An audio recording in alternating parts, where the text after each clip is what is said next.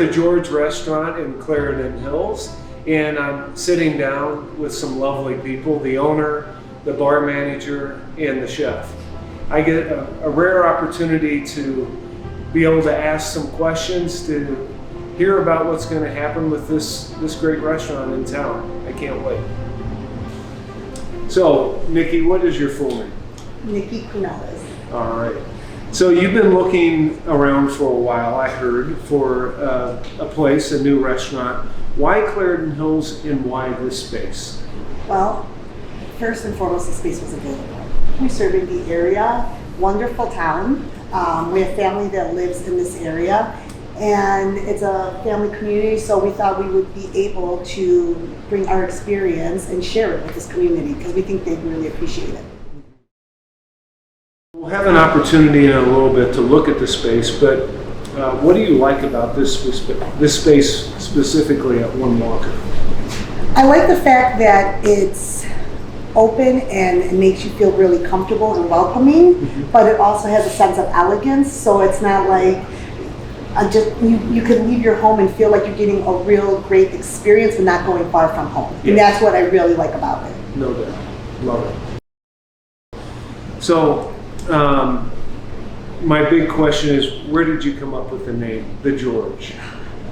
Okay. So the George is a really, really special name in our family. If you know the Greeks, we're Greek, everyone's named George. But our grandfather was George. Okay. So my grandfather, his work ethic was above all. I think we all get our work ethic from him. But he was amazing. He worked so hard, and he wasn't able to see our parents' success. He died from cancer at the age of 63, and then we were all raised by our grandparents, our grandfather and our grandmother, while our parents were working. And then after his passing, his biggest wish was for our family to always stay together. That was his biggest gripe. We have to stay together. And then our parents went on and became pretty successful in the restaurant industry. And now it's our turn, the second generation now, to open up a restaurant, and we're just following the footsteps. And we have many cousins. Every family member has a family member named George. And we just feel like, we're honoring our grandfather because this was his wish, to see us, number one, loving together, and above all, he would obviously want us to be successful. With that being said, I married someone coincidentally named George, and unfortunately he passed away due to pancreatic cancer in May of 2020. Came really fast. He was diagnosed and gone within 13 months. It came as a shock to me and our whole family. He had no symptoms. As a lot of people with pancreatic cancer, there's no warning signs. Left behind myself and my 3 children. So when this space came about, I was like, what feels right? And it just felt right to come to, we had many names to play around with, but then someone's like, how about the George? And I'm like, you know what? That's exactly the feel. Like, it just felt right. And to be able to share it in this community, because you could go downtown, of course, but no one's really going to care. Right? There's a million places, but you come here, and even on opening weekend at the Christmas walk, people are like, oh, where's the George? And I just told them like 1% of the story, and they care. People like not a good story in the sense of death, but meaning and a purpose. Yeah, absolutely. And that's our story. So and it's lovely, when you lost George, you had a newborn then, because your baby was... Truth be told, I found out I was pregnant with my youngest. Okay. March 10th, and then April 10th we found out of my husband's diagnosis. So when my husband passed away, my son was 5 months old. Yeah. So truly the name does really mean something here. And so much. What a wonderful purpose to honor his namesake. And your grandfather. It is. It really, really is, because my father and my grandfather was like the beginning, right? And then my husband gave me that extra push that I needed. And it's like everything happens for a reason, and I just feel like I'm trying to do something positive to show my children that, hey, life does not stop just because someone dies, but you can always keep their memory alive by doing good. And that's what I'm just trying to do. Yes. Thank you for sharing that with me. Of course. So, speaking of community, Right. If you could send one message to the community right now in Clarendon Hills, Hinsdale, Westmont, that have their experiences of restaurants, in this pre-opening, what would you say to the community now about this restaurant?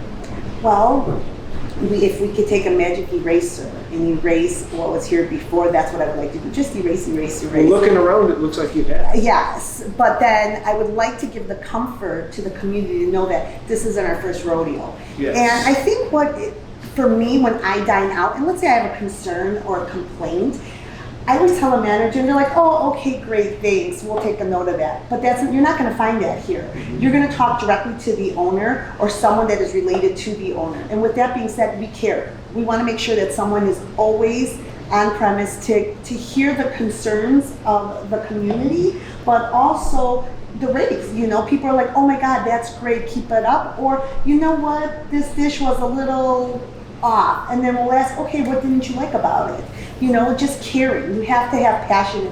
And if you believe in what you sell, then that's all that matters. We really believe in our product. We believe in our brand. I believe in this.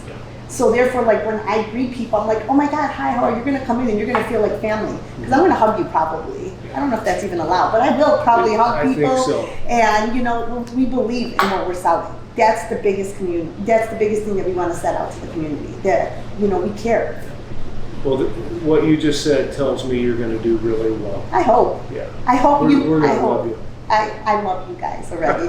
From the little part that I've seen at the Christmas walk, this is a great community. Yes. If I'm going to, do something, it feels right. Everything just feels right. Yeah.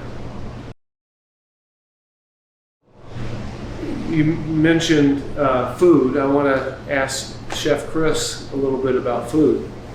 Chris, what's your full name? Christopher Sullivan. Okay. Christopher, tell us a little bit about your background. So I grew up in my family's Italian restaurant. It started off, going to work with Dad when I was a young kid, and sure enough, I got put to work washing dishes, bussing tables, and that's kind of what created this whole passion of mine for becoming a chef. By the age of 15, I was running my dad's kitchen with him he was the executive chef and I was working underneath him. When I got to an age and out of high school, the first thing I wanted to do was go to culinary school. So I went and did my studies at the Culinary Institute of America in Hyde Park, New York, which was an incredible experience. After my studies, I was in love with fine dining. I wanted to work in the best restaurants in the country. And that's exactly what I did. I started off at 11 Madison Park in Manhattan. I moved to Napa Valley and did the French Laundry. I opened a new restaurant in Chicago called Ever. So I created this pattern of fine dining restaurants and kind of worked on mastering my craft until I came across these guys. What do you like to cook? I mean, I know you get the fresh bread out of the oven, but when you boil Chris down to, what do you like to cook? So I'm a nerd over food. I get excited over, a bowl of fresh lettuce, so I'm incredibly passionate about cooking anything. Okay. But growing up in an Italian restaurant, that was kind of my foundation as a young chef. And so, pastas was always something that I picked up. I remember my grandmother making fresh pasta when I was a little kid. Yeah. So that always stuck with me. Nice. So, I mastered my craft in making pasta. Yeah. But as I grew and developed into the chef I am today, it expanded to sauces. Sauces is one of my favorite things to make because it's an art. It's like a real true art. Some of the sauces on our menu take 2-3 days to cook, which is just incredible. You start off at 80 gallons of liquid and then you end up with 12 quarts, like the most concentrated flavor. And like I said, it's artistic. But my cuisine, it's kind of all over the place. I like cooking with Italian flavors, some French techniques, even a little bit of Asian flavors. So again, we're super excited to introduce some of these flavors and techniques that I've learned over my career and bring them to this small town.